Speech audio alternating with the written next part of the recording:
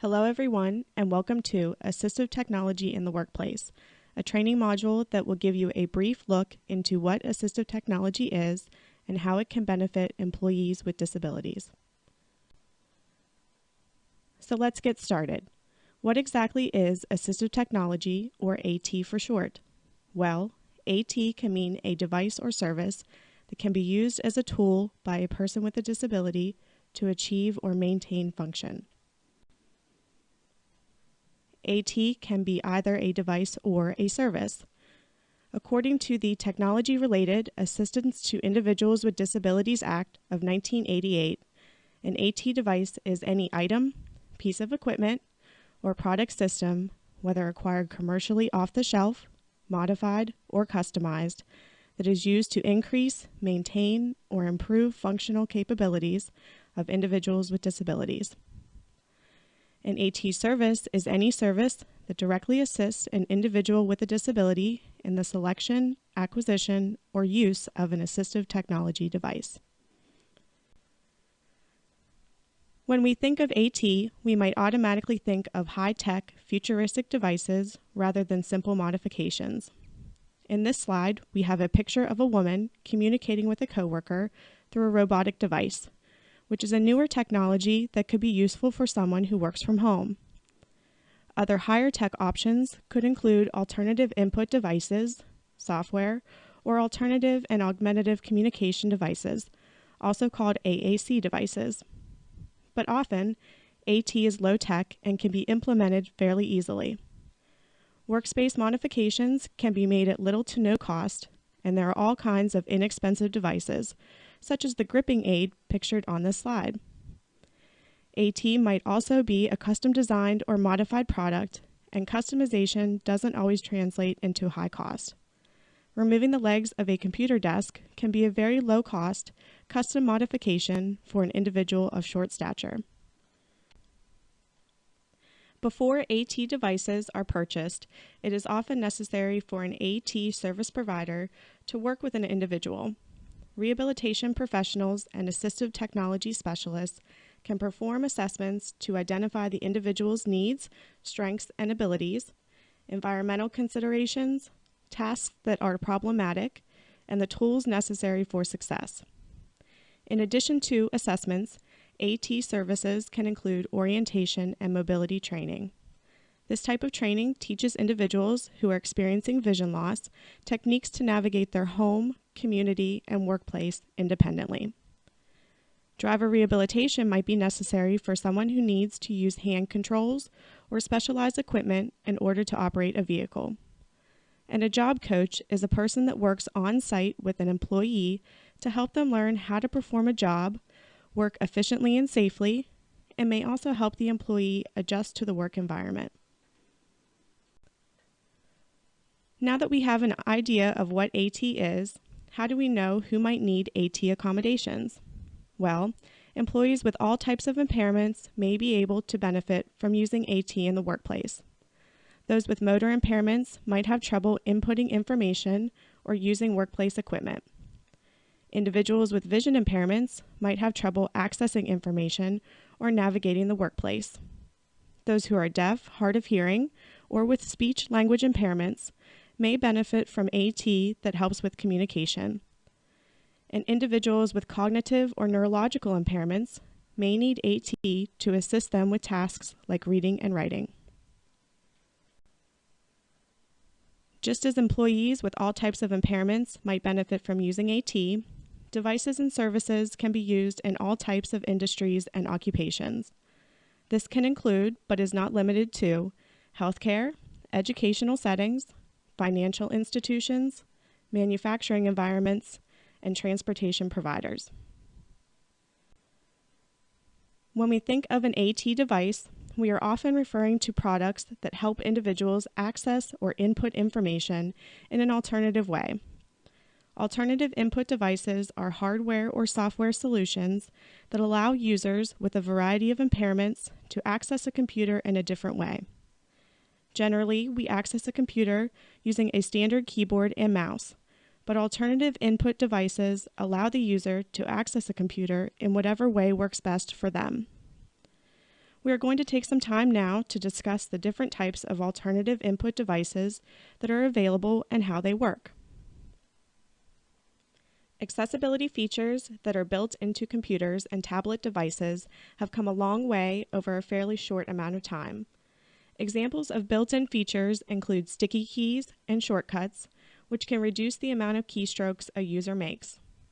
On-screen keyboards and voice recognition can be useful for an employee who is not able to input information using a keyboard.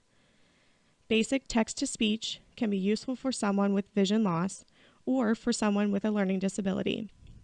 Computers and devices also allow the user to modify how information is viewed on a computer screen. Images can be magnified, font can be increased, and color and contrast can be changed to suit the employee's needs just by adjusting the device's internal settings. We will often suggest that an employee try to modify internal settings first before considering other types of AT. Here on slide 10, we have a few accessibility resources that might be useful to review. The Rehabilitation, Engineering, and Assistive Technology Society of North America, or RESNA for short, has a new national resource to facilitate and promote the use of accessible technology called the Accessible Technology Action Center, or ATAC. The first link on this slide is to information on this resource. We also have links to both Microsoft and Apple's accessibility pages. The first alternative input device that I want to spend some time discussing today is the keyboard. Most of us should be familiar with the traditional QWERTY keyboard that comes standard with computers. If the traditional keyboard is difficult to use, there is a wide variety of alternative options that someone can consider. Keyboards come in a variety of sizes and layouts, can be adjustable, can require little to no pressure to engage keys, and come in different colors and contrasts. In the next couple of slides, we will talk about the different options that someone can choose from, depending on their needs. On this slide, we have a split keyboard pictured, which is just one way a keyboard can be adjusted to suit an employee's needs. For some individuals, the size of a traditional keyboard might be a problem. Keyboards come in all shapes and sizes, so if an employee needs to have the keys closer together, a miniature keyboard might be just the product they are looking for. Some individuals may need to have keys that are a little bigger or that are spread farther apart. The Big Keys keyboard can be very useful for an employee with a physical disability that impacts dexterity. One-handed keyboards are available to assist individuals who must enter data into a computer but have limited use of one hand. With something like carpal tunnel, where someone has restrictions with their dominant hand, a one-handed keyboard that they can use with their other hand would allow them to be able to access a computer. One-handed keyboards usually have a different key placement, so it may take some time to learn how to type in a different way. On this slide, we have a couple of examples of alternative keyboards, including a miniature keyboard, the IntelliKeys keyboard, and two one-handed keyboards. One is called a BAT keyboard, and the other is a Mautron. One-handed keyboards can be either for the right or left hand. On this next slide, we have a keyless keyboard called the OrbiTouch, which requires no finger or wrist motion to operate. The keys have been replaced with domes that can be rotated to input information. The touch-free keyboard requires no pressure to type, and the user can type with a bendy straw or with one hand. In the bottom right corner of this slide, there are a couple of large print keyboards with alternative colors and contrasts. These keyboards might be useful for someone with low vision. There are also large print keyboard labels that can be placed over the keys on a traditional keyboard. What if keyboarding isn't an issue, but using a mouse is? For some individuals, such as those with fine motor limitations, using a mouse might be difficult. Just like the keyboards, there are a lot of variations of the traditional mouse. Alternative mice come in all kinds of sizes and offer a variety of movement controls. On this slide, we have a trackball mouse pictured, and let's move on to the next slide to see what other types of mice are available. In addition to the trackball, which reduces movement necessary to navigate the cursor, some individuals might benefit from using a mouse that looks like a joystick. Joystick mice, like the Optimax joystick pictured on the bottom left, respond to a light touch, and the user can control the cursor with minimal hand movement. A touchpad allows the user to control the cursor with their fingers or a stylus and can be mounted on any surface. Some individuals might even prefer to hold a touchpad in the palm of their hand when performing mouse functions. The roller mouse sits directly in front of your keyboard, and you move the cursor by touching the roller bar with your fingertips. This eliminates the back and forth movement of the hands to and from the mouse. On this slide, we have a foot-controlled mouse pictured, and just like the name, the user controls this type of mouse with their feet. Mice can also be switch adapted, and we will get into what that means on the next slide. And finally, if an individual is not able to use any type of hand or foot operated mouse, a head tracking device might be a good alternative. With this option, the user controls the computer by moving their head.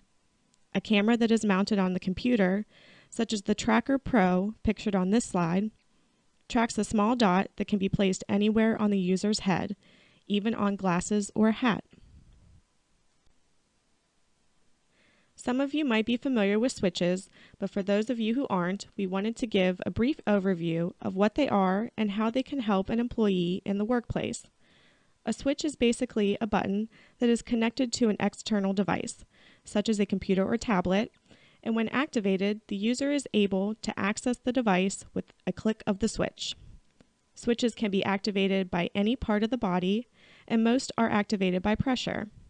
However, some switches require little to no pressure to be activated, and some are even activated by gesturing. Switches come in all sizes, shapes, and colors, can be mounted anywhere, and can be interfaced so that an individual can have access to multiple devices. For individuals that have physical limitations that impact fine and/or gross motor movement, such as those who are quadriplegic, accessing a computer can be possible in a number of different ways. On this slide, we have provided a picture of a man using a product called the Integra mouse, which is a mouse that is controlled by the user's breath and mouth. The user controls the mouthpiece or mouse stick with the movement of their lips and engages the mouse clicks by sipping and puffing through the mouthpiece, similar to what someone would do when using a straw. Eyegaze Technology is another option for someone with physical limitations. This type of AT enables an individual to access a device by using only their eyes.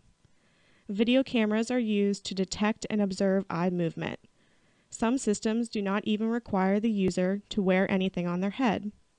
The individual can navigate a computer screen or operate some other device by looking at keys on a control screen. The keys are activated when the user has looked at the key for a specified amount of time.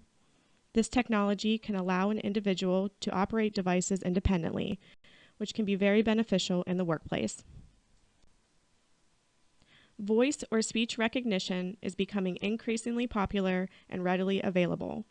As I mentioned before, many newer computers have speech recognition built into the operating system. For those who need a more advanced option, speech recognition software might be a better fit than what their computer offers as a built-in accessibility feature.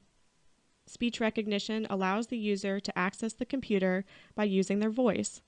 It can be very useful for those with motor impairments who cannot type, or for those with cognitive impairments that have difficulty with writing and documentation. The software available ranges from basic dictation to occupation-specific products, such as speech recognition that has been developed for use by healthcare professionals. Individuals who need both speech recognition and screen reading software can be using both through a product called JSay. And for those who need to talk on the phone while inputting information at the same time, which is common for customer service representatives, it might be possible to integrate speech recognition with their telephone. Jan has more in-depth information about speech recognition in the Accommodation and Compliance series, Speech Recognition, Options to Consider, located on our website. And of course, if you have questions about speech recognition, you can always contact Jan and speak with a consultant directly. Touchscreen technology has actually been around for a while, and much like speech recognition, is becoming more of a standard feature in the devices we use on a daily basis, even desktop computers. Even if an existing computer or device is not touchscreen, there are products that can turn the computer monitor into a touchscreen. Basically, this type of AT allows the user to control the computer with direct pen-on-screen input. If an individual cannot use a keyboard or mouse, but is able to use a stylus or their finger to input information, converting a monitor might be an option to consider. We couldn't have a module on AT and alternative input without discussing tablet devices. Many of the features we have discussed in this presentation are available on tablets right out of the box. They just have to be turned on.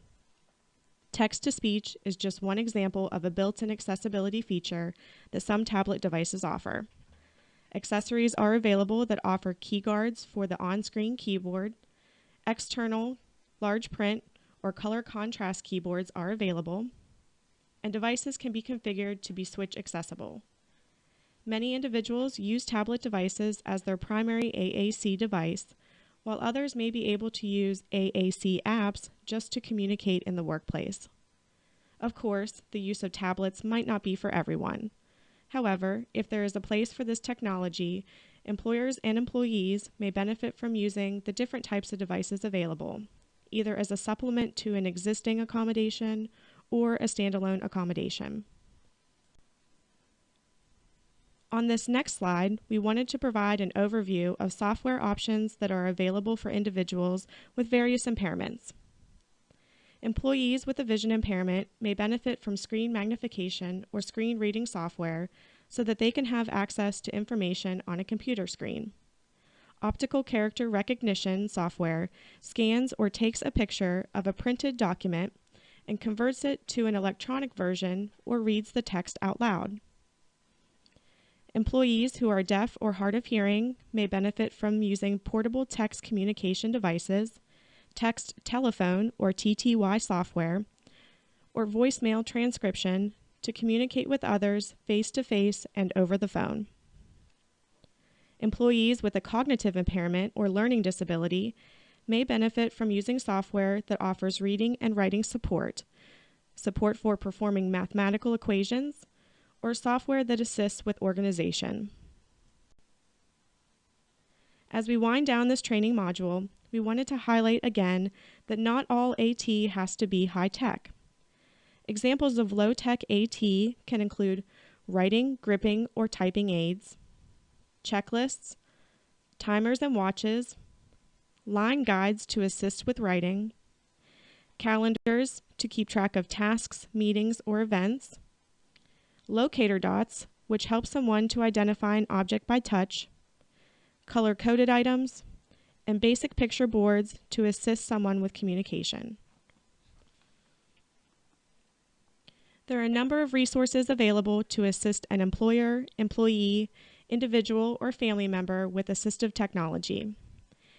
Each state has an assistive technology project, and these projects can provide technical assistance on assistive technology, consultation, product demonstrations, equipment borrowing, and low-interest loans for individuals with disabilities. As I mentioned earlier, RESNA is a great resource for locating information on AT or finding an AT professional. Vocational rehabilitation agencies assist individuals with disabilities who are pursuing meaningful careers with training, education, and funding. An assistive technology professional can assess the needs of an individual with a disability, assist in the selection of appropriate AT, and provide training on the use of AT. Centers for Independent Living are community-based organizations that provide services and advocacy by and for persons with all types of disabilities. And last but certainly not least, Jan can provide information on products, organizational referrals, and information on vendors of a wide variety of AT. And that's the end of our presentation on assistive technology in the workplace. We hope you find it helpful, and if you need more information on workplace accommodations, feel free to contact us at JAN. You can reach us toll-free at 800-526-7234 for voice or 877-781-9403 for TTY, or visit us on the web at askjan.org. You can also find us on Twitter, Facebook, LinkedIn, and other social networks. We hope to talk to you soon, and again, thank you for making JAN a part of your training program.